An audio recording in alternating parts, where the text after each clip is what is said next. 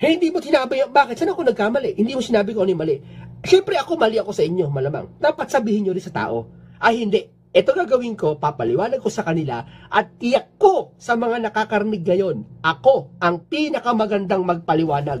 Siya daw ang pinakamagandang magpaliwanag. Siya ay isang vlogger, kaanib sa Iglesia ni Kristong kay Felix Manalo, mga kapatid. At tinatalakay natin yung mga isyu na tinatalakay niya na si Kristo ay hindi Diyos, si Felix Manalo ay anghel, at maliban diyan, si Felix Manalo na anghel, mas mababa ang ating Panginoong Hesukristo ikumpara kay Felix Manalo. Eto. Si Kristo ay tao. Si kapatid na Felix Manalo, anghel, hindi sa kalagayan. Kasi akala nila, kapapanood nila ng TV, akala nila anghel may pakpak si Kapelis Hinahanapan nila, asan ang pakpak ni Kapelis? Hindi po anghel si Kapelis sa kalagayan, kundi sa gampanin. Di ba? At yung sinasabi nila, mas mataas daw si Kristo, ay mas mataas daw anghel kaysa kay Kristo. Nasa Biblia. Basahin natin Hebreo 2:9. Basahin ko Ngunit kung tungkol kay Jesus, alam natin na sa maikling panahon, naging mas mababa ang kalagayan niya kaysa sa mga anghel. Kita? Anong mas mababa? Mas mababa si Kristo sa kalagayan. Jose, kaya bakit natin sinasabing nagsusuwagan sa aral ng INC? Dahil ayon sa mga ministro ni Felix Manalo, sinasabi rin ng iba na dahil sa kinikilala natin na anghel, si kapatid na Felix Manalo, at ang pagkakilala naman po natin sa Panginoong Hesukristo ay tao, lumalabas daw po na mas mataas ang pagkilala po natin sa kapatid na Felix Manalo kaysa sa ating Panginoong Hesukristo. Napakagandang pagkakataong ito, kapatid na Jen Mark, na sagutin natin ang argumentong ito ng iba.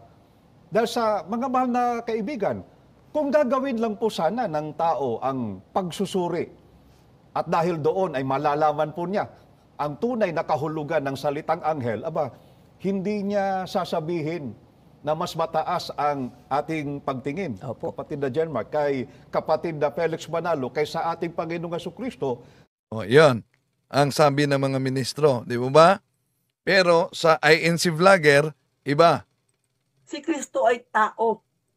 Si kapatid na Felix Manalo, anghel, hindi sa kalagayan. Kasi akala nila, kapapanood nila ng TV, akala nila anghel may pakpak si Kapelis Hinahanapan nila, asan ang pakpak ni Kapelis? Hindi po anghel si Kapelis sa kalagayan, kundi sa gampanin. Di ba? At yung sinasabi nila, mas mataas daw si Kristo, ay mas mataas daw anghel kaysa kay Kristo. Nasa Biblia. Basahin natin Hebreo 2:9. Basahin ko Ngunit kung tungkol kay Jesus, alam natin na sa maikling panahon, naging mas mababa ang kalagayan niya kaysa sa mga anghel. Kita? Anong mas mababa? Mas mababa si Kristo sa kalagayan. Ayan, ang resulta, no? Nagsusuwaga na. Imagine, ang aral nila, si Felix Manalo, anghel. Pagkatapos, sasabihin nila, dapat mabasa sa Biblia, letra por letra.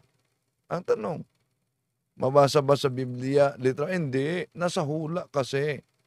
Yung hula, una, ibong mandarakit, walang iba kundi si kapatid na Felix Manalo. Pero kung tingnan po natin ang The Voice translation, mga kapatid, sa Isaiah 46:11, ito po ang mabasa natin.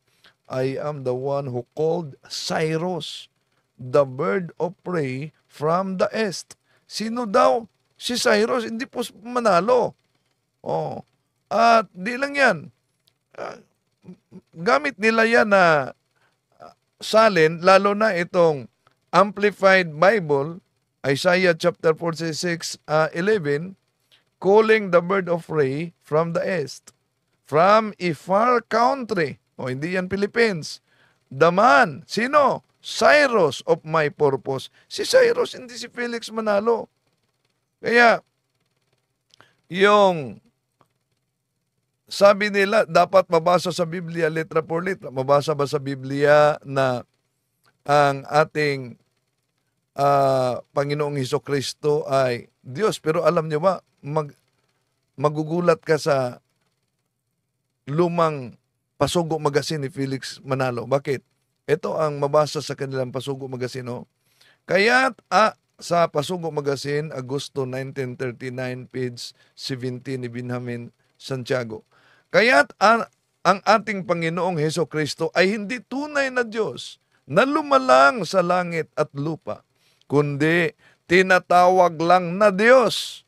Bakit siya tinatawag na Diyos? Sapagkat siya ay kinaroroonan ng mga salita ng Diyos gaya ng ating mababasa sa Juan 12:42. Ito, opisyal ba ito na aral ng INC? Na hindi siya Diyos, ngunit tinatawag lang siya na Diyos. Oh, hindi Diyos pagkatapos tinatawag lang na Diyos. Pero, alam nyo, huwag kayong magalit, no?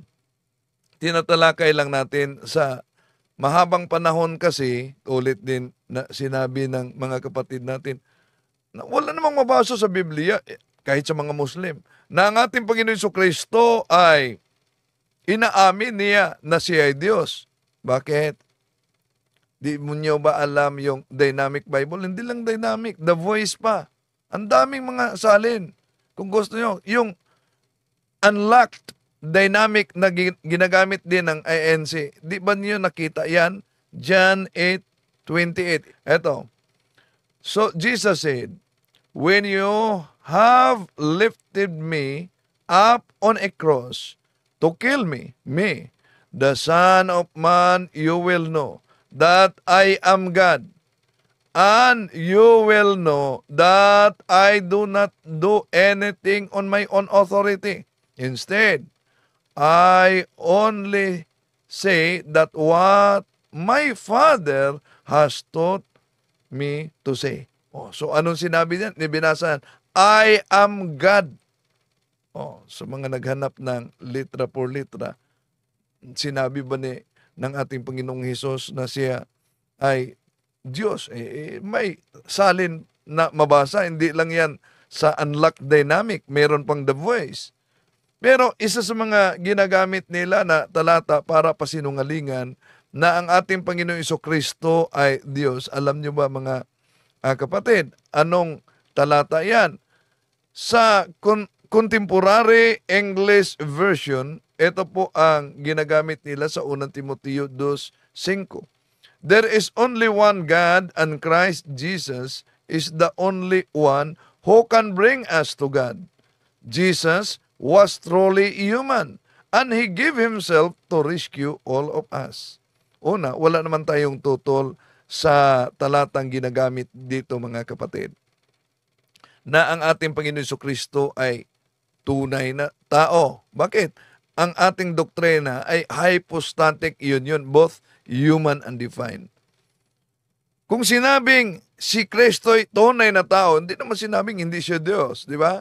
Dahil ang divine person ng ating Panginoong Hesus ay may dalawang nature, both human and divine. Kaya kung binasa nila na Jesus was truly human sa Contemporary English Version, how about itong Philippians chapter 2 verse 6? Christ was truly God, but He did not try to remain equal with God. Oh, Christ was truly God. So, meron palang mabasa na Christ was truly God. Oh. At hindi lang yan, meron pa mga salin, mga kapatid, na mabasa letra por letra na, ito, binasa natin, Juan 1:18, ang salita ng buhay. Wala pang nakakita sa Diyos, Ama, kahit kailan. Subalit, ipinakilala siya sa atin ng Diyos Anak. O, see?